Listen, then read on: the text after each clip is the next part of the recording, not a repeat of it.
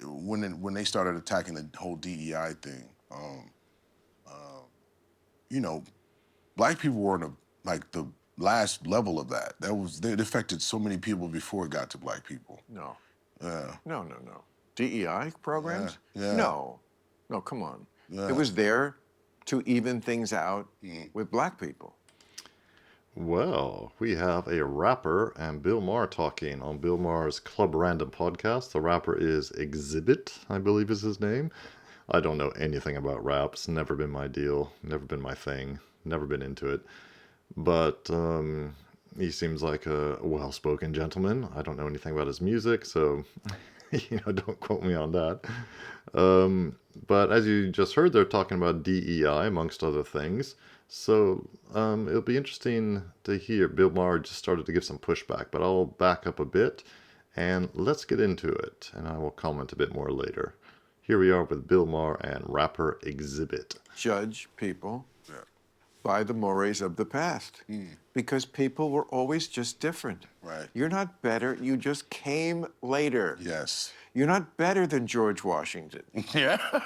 Everybody had slaves in that era, including people of color in other parts of the world. Correct. They did it too. They have this big argument going. They say, well, schools aren't teaching slavery. I don't know. I grew up in New Jersey. Right. We did in New Jersey. Right. Even in the 60s. Right. You know, it wasn't like the 1619 Project where they defined the country, but we got the message. It was wrong. Yeah. And it was done. We were in the North, so it was like, oh, those assholes. Whereas, of course, the North participated in their way. Of course. Everybody was, talk about an economy built on cheap labor. Yeah. Free labor. Yeah, I'm saying. That's but about I think even with that conversation, I think that the after effects of leading with slavery, especially in grade school and the way we're taught and the way it was defined and the narrative was changed.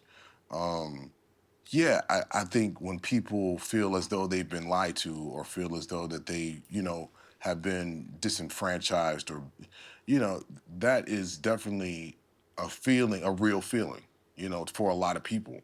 Oh, of course. Yeah, and I think that, when you have a conversation about slavery and the way it's introduced to us and led to us, I mean, you could see, I remember being in grade school and having no issues with people in, or racial kind of bias or whatever, but as soon as those lessons started, you could kind of see the mental shift in where it was, the pecking order was introduced.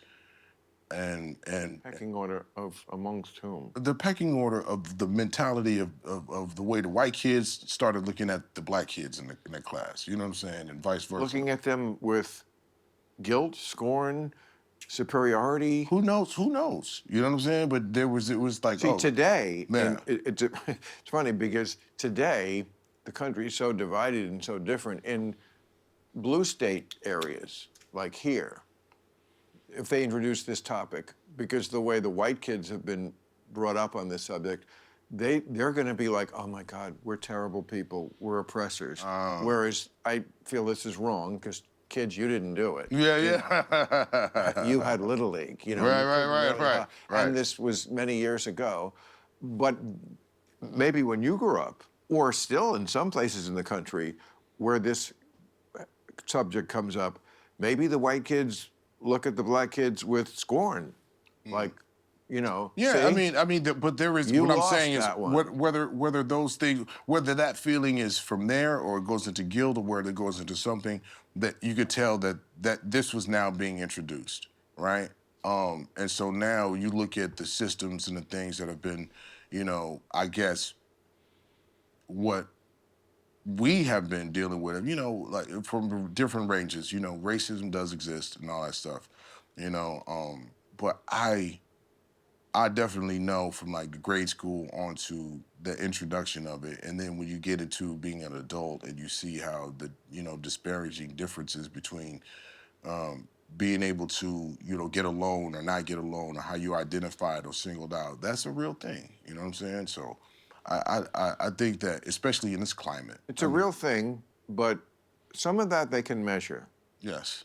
and they do. Yes. And we got to go by measurements, not feelings. Correct. Like you wouldn't use the blood work in your body from 1990. You'd use it from this year. Correct. So you could look at that lone thing was certainly prevalent. Still might be, I don't know. But when you look at the numbers, you know, especially in the last 5 years, people know that there's a real spotlight on this. There has been a real effort. Well, it's been turned up on purpose. Of course, and it should be. But, you know, the question isn't, are there racists? Of course, there always will be, on both sides, by the way. But of course, more historically, it was not a two-sided thing. It's only recently become where, yeah, you could benefit as well as suffer, because we divide everything racially. Right. But the question is, you know, not whether there are still racists, of course. This word they use, systemic. How much is it in the system? Who is? Are liberals and Democrats ever going to stop talking about racism and systemic racism and oppression and all those things? It just seems utterly pointless. And it's a conversation that's been going on since the 1960s, actually. You know, ever since the introduction of the Great Society and all that. And it just hasn't worked. I think it was the actor Morgan Freeman who was famously, he was being interviewed and was asked something about, you know, how do we get rid of racism or something like that. The interviewer asked him that, and he just said, stop talking about it. You know, just stop making it a thing. Stop focusing on it. Your attention and your energy will go to what you focus on. And if you focus a whole country on it, well, you get what we have today, where that's all people put their energy and attention, and it's madness. It will eventually dissipate. Is it holding back? And what are the real solutions? Yeah. America got a real wake-up call when they thought DEI meant black people. It doesn't mean... Surprise, motherfucker! What do you mean? No, I mean, I think it was funny, but, you know, like, when they started attacking the whole DEI thing, you know, black people were the last level of that. It affected so many people before it got to black people. No. Yeah. No. DEI programs? Yeah. No, come on. Yeah. It was there to even things out with black people. That's what the program, diversity, equity, and inclusion. But it did, you know, but... Who went first? Who jumped the line in diversity? Well, I mean, in those settings, and what they're talking about is you know, primarily, you know, it was like women in the workplace. Oh, and, women. Yeah. Well, women before it got down to... But see, women don't need help in the workplace. Right. That's how very often we're just so far locked into previous narratives that we get involved in what I keep calling zombie lies. Like, it's a zombie lie. It was true, and then it became not true, but you keep saying it. Yeah. And that, like, women did used to not be treated equally and, like, not paid as much just because they were women. I don't know. Bill Maher is sounding like he's getting dangerously based here. He basically is saying that there's no point in feminism anymore, at least not in the West or the United States, the Western countries. And he didn't say that, but that's kind of what he's implying. And I would agree. You know, the original point of feminism, apart from if we don't go down a philosophical rabbit hole, which is that feminism, basically, its main aim was to destroy the patriarchy, which is suicidal to any Western civilization. But I digress. But the original, you know, main selling point is equal rights for women. Women have had equal rights for decades. You know, this is not a news flash. They've had equal rights for decades. So that would imply that there's no need for feminism. But like all progressive lines of thought, there's always room for improvement. So despite, we have equal rights, but we can improve it. You know, women are getting paid less, supposedly, for the same work.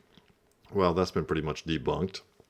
But you get my idea here. Now, I would say this racism question is along the same lines. You know, what you do is if it was previously legal to discriminate in, say, hiring or in some way, in some, officially, to officially discriminate against some group of people, whether based on race, whether based on sex, whether based on whatever, and now it's not officially legal to do that, then problem solved. Sure, certain effects might linger, but there's nothing you can do about that unless you introduce ridiculous DEI, affirmative action policies, which aim to change the outcomes rather than change the system, the input. We can't just make a blatant discrimination illegal. We also have to make it so the people in that group who were discriminated against now get the same outcome as other people. Well, you can't really do that. And when you try to do that, that's paving, that's those good intentions which ultimately pave the road to hell. So let me know what you think about that. Exhibit seems like a perfectly reasonable guy here. Might be worth watching this entire podcast on Bill Maher's Club Random if you find this interesting. In the meantime, like and subscribe, and I will see you in the next video.